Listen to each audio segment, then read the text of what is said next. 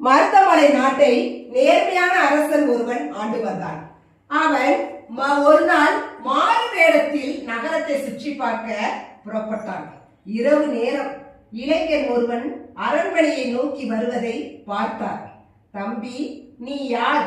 இந்த நள்ளிரவு நேரத்தில் அரண்மனைக்கு எதற்காக செல்கிறாய் என்று கேட்டார். அதற்கு அவன் சொன்னான், திருட செல்கிறேன் என்றான். திருடுபவன் எவனாவது உண்மையை சொல்வானா? அப்படி சொன்னால் சிக்கிக்கொள்ள மாட்டானா என்று கேட்டார் அரசன். திருடனான என்னிடம் எல்லா தீய பழக்கங்களும் இருந்தன. என் தாய் எவ்வளவோ என்னை திருத்துவதற்காக முயற்சி செய்தார். ஆனால் அவரால் முடியவில்லை. சாகும் நிலையில் கூட அவர் என்னை அழைத்து எப்போதும் உண்மையவே நீ பேச வேண்டும் என்று என்னிடம் வாக்குறுதி வாங்கினார். அவரின் நினைவாகத்தான் இன்று வரை வாக்குறுதியை காப்பாற்றி வருகிறேன் என்றான் திருடன்.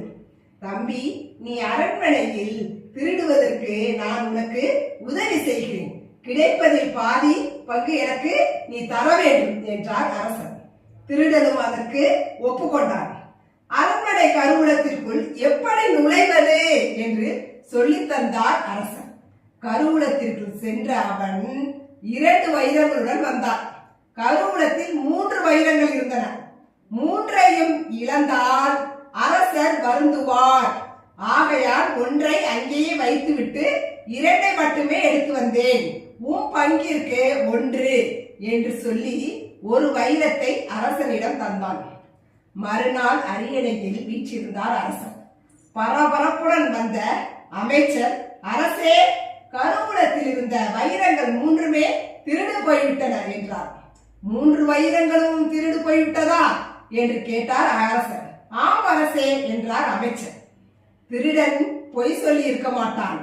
எஞ்சிய 1 வைரத்தை அமைச்சர் தான் திருடி இருக்க வேண்டும் என்று நினைத்தார்.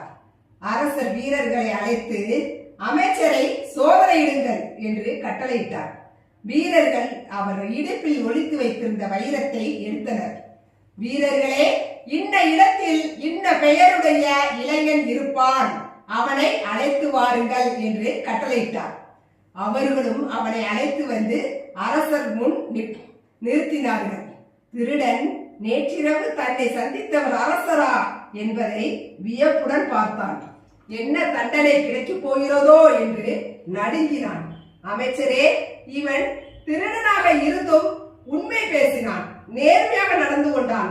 நீர் அமைச்சராக இருந்தும் திருடினீர், பொய் சொன்னீர். அதற்காக உம்மை சிறையில் அடைக்கிறேன்.